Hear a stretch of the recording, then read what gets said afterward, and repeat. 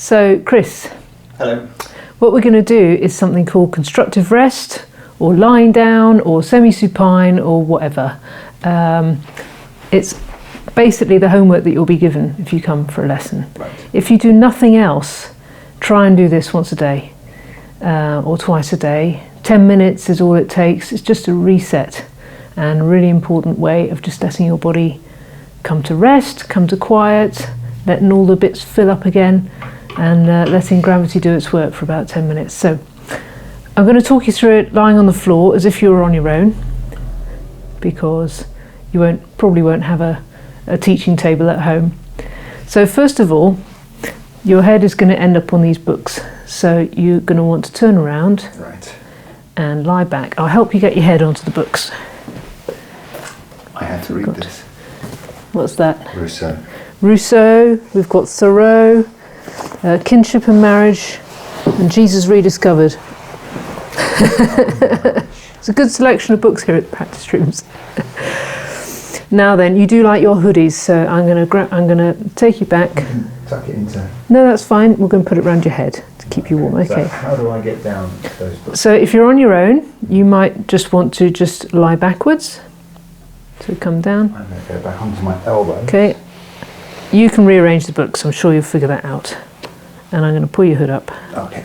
And put your head in it. That's nice. Yeah, there we go. Okay. So now Chris knows that his knees come upwards. He also knows that he needs about this many books. This is about 5 average paperback books. The reason why we use paperback books, or hardbacks if you're in a push, or yoga blocks or something, as opposed to a pillow or a yoga roll. Sometimes you see people putting these things on, hard rubber things under their necks, is it provides a gap between the neck and the floor. And that allows, like we said before, the neck muscles to relax and have somewhere to go. So you don't want so many books that your chin is touching your chest or coming towards your chest. You don't want too few that your head is going back. How does that feel, Chris? Very good. Okay. So on your own, I'm going to sit back here. So at home, you've got a floor, you've got perhaps a nice bit of carpet under you, whatever it takes to make yourself comfortable. Not a mattress again, because that's too soft, just like not a pillow because it's too soft. You want the gravity to have a response. So that's why we go on a firm floor, just enough to make yourself comfortable. If you need more padding, if it's going to help you do this, then get something a bit softer, but still so you can feel the floor. You can get a blanket, put it over yourself, but this is not a nap. This is active, constructive rest. So you give yourself some time to come to quiet. Your eyes should ideally be open, just so you have that spatial awareness.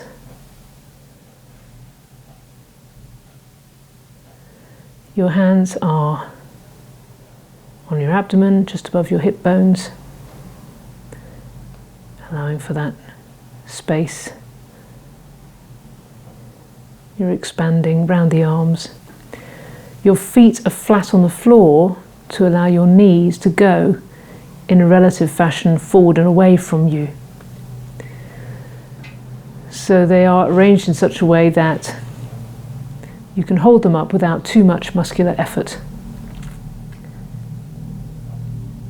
So you can experiment with where you put your feet. If they're sliding around, you can get something like non-slip matting.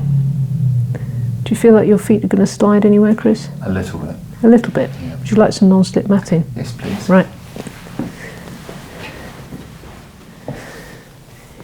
You know what else is good is things like those totes, big socks with rubber feet on. Nice. Non-slip matting, great for tour buses. You can usually find it in your average tour bus. If you can't find it in a tour bus, where might you find it? Somewhere like, I was going to say Wilko's. Your average household store. It's the stuff they put under rugs to stop them slipping around. So your knees are pointing towards the ceiling, you've just got to keep them there. And again, things will change as you do this. So you can move your feet, you can rearrange your knees. So always start with the neck.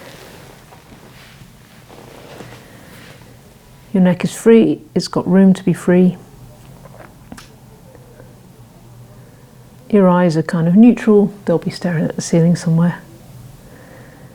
You will not be trying to read the newspaper or look at your phone. This is a time just to be alone. And at this point I always say, I found this very difficult when I first started doing it, when I had lessons. It's sometimes very hard to be alone with your thoughts, so if you have to have Radio 4 Extra on, listen to some stories or something. Don't listen to the news, don't listen to murder podcasts or anything. Try and find something soothing to listen to if you have to. Ideally you're just listening to what's going on around you. So your head is floating away from your body. Your spine is coming into contact with the floor.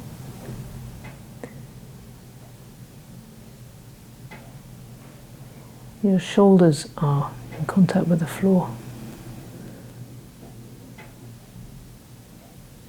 And your elbows.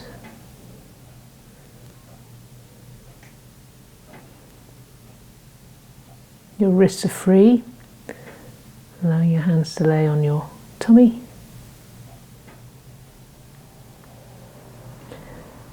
The lower part of your back is on the floor.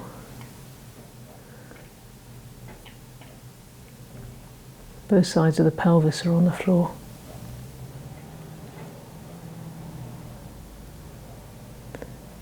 And then your feet are on the floor, all 3 points of the feet, the heel, behind the big toe, behind the little toe, and your toes themselves streaming away from you.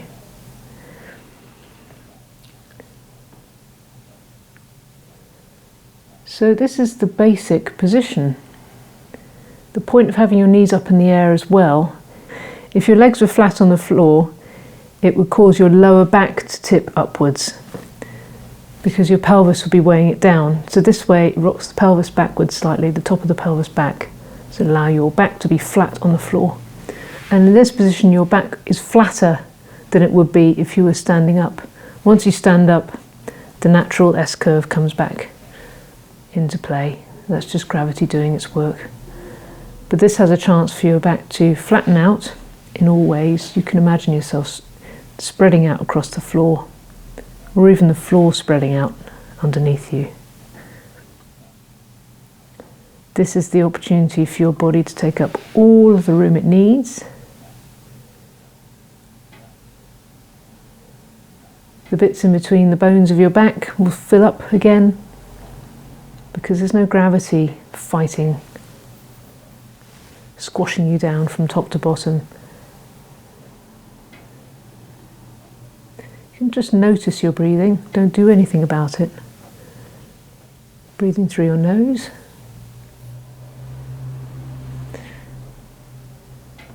So now you're here and you've come to quiet, you can go around and visit everything. So we're going to start with the neck and say, it's okay to be free. And then tell your head that it's okay to float away, as if it's gently moored to your body, but can bob around on its own. You can then tell your spine that it's okay to lengthen. And all the muscles of your back, it's okay to widen, to spread out. For your shoulders to meet the floor.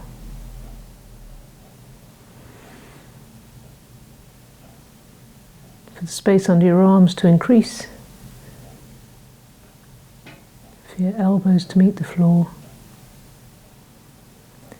for your wrists to soften, for your hands and your fingers to lie on your abdomen. You might at this point notice your breath coming in and out of your nose and your abdomen moving accordingly. For your ribs to swing in and out. Again, just a noticing. You just say to each part, it's okay to do what you need to do.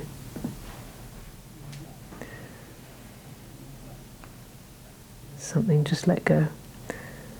You might notice sudden things happening. If you've been holding onto your spine for a long time, it's never been given the opportunity to just release, so sometimes things might go crack or click, just drop. This is okay. You might find all sorts of noises and clicks and pops happening. This is okay.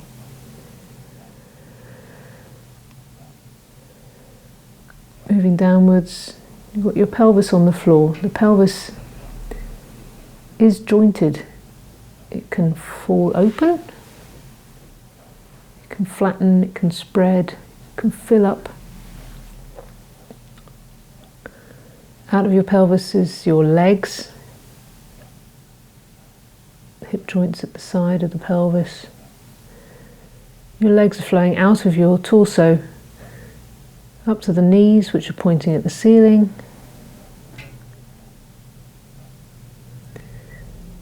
And at the other end, your ankles are soft and allowing your calves, your lower legs, to also travel up to the ceiling, towards your knees. For the bones in your feet to just make contact with the floor. Nothing has to work very hard at all. Your toes can flow out, way out of your feet, across the room, through the wall, out the window, across the street. You can take up as much room as you like. Gravity has got you covered.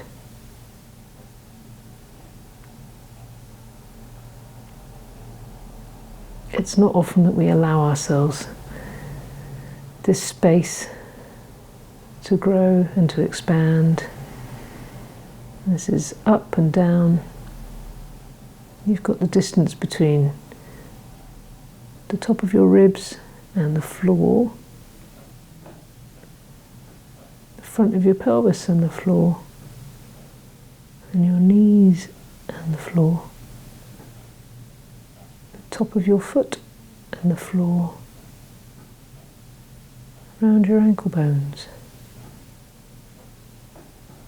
around your hip bones,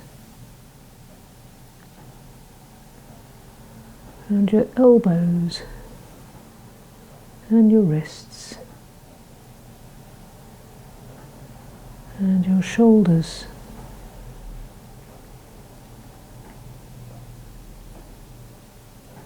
and finally your neck.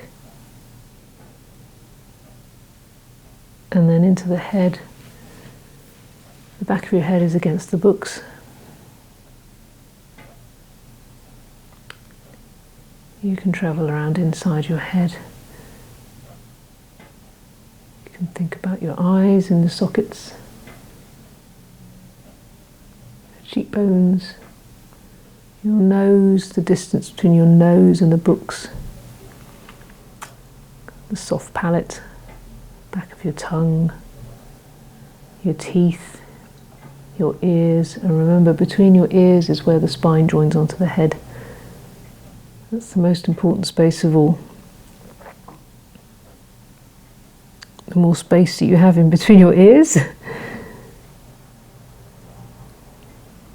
there's more space for communication to happen, all the important communication that happens between your brain and the rest of the body.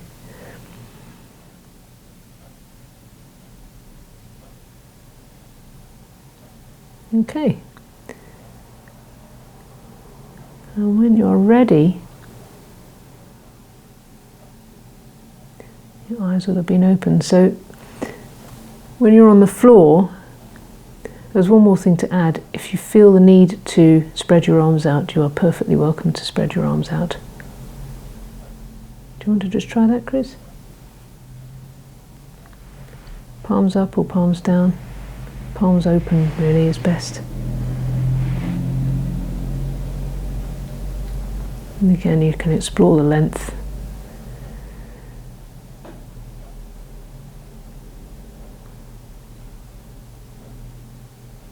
Streaming out through your arms, your elbows, your wrists, your fingers, way out to the sides, to the other side of the room, through the walls, into the buildings next door, wherever you are.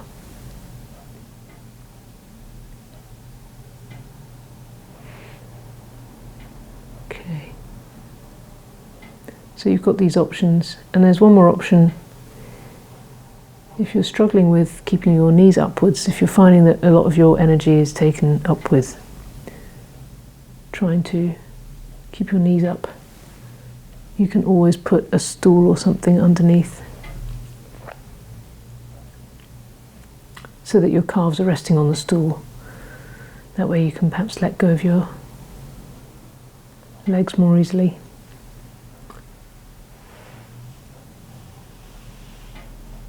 Okay,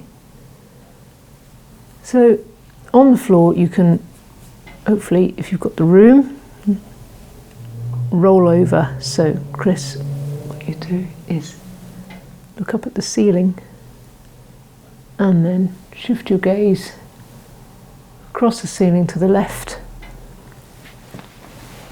and then down the wall.